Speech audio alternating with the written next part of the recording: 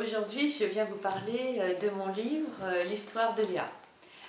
Léa est une jeune fille, peut-être pas comme tout le monde, parce qu'elle est née dans une famille, je dirais, un petit peu difficile, avec un père alcoolique, mais elle a envie de s'en sortir. Et un jour, elle a une chance formidable, puisqu'elle répond à une petite annonce et elle va pouvoir enfin entrer en apprentissage chez une boulangère.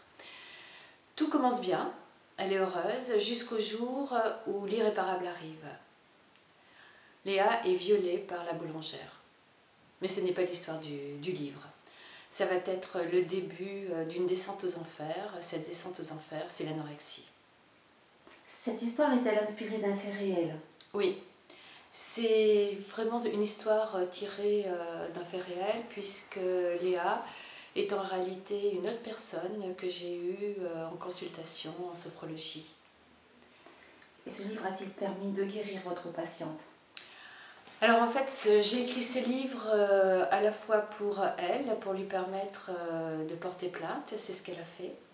Elle a pu porter plainte au commissariat, mais il y a eu prescription malheureusement. Mais c'est surtout un livre qui permet de comprendre ce qu'est l'anorexie, à la fois pour les jeunes filles, à la fois pour les parents, qui se sentent souvent très impuissants face à cette maladie. Pouvez-vous nous parler de cet étrange personnage qui est la voix dans votre livre? Ah, la voix. Alors la voix, c'est vrai qu'on ne connaît pas un personnage ainsi. On pourrait croire que Léa est atteinte de schizophrénie.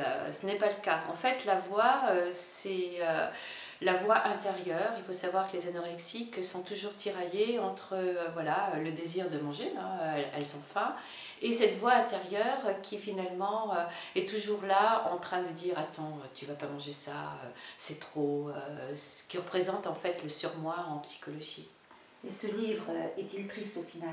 Non, non, non, ce livre est un véritable message d'amour parce que je pense que quelle que soit la maladie, aujourd'hui on parle d'anorexie, ça peut être n'importe quelle maladie, je crois qu'en fait la guérison, et la seule guérison c'est l'amour.